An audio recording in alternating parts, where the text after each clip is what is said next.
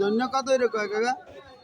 600 800 500 এটা এ মতি ভাই কি হয়েছে কালিজিরা এত দাম নিয়েছে ভাই?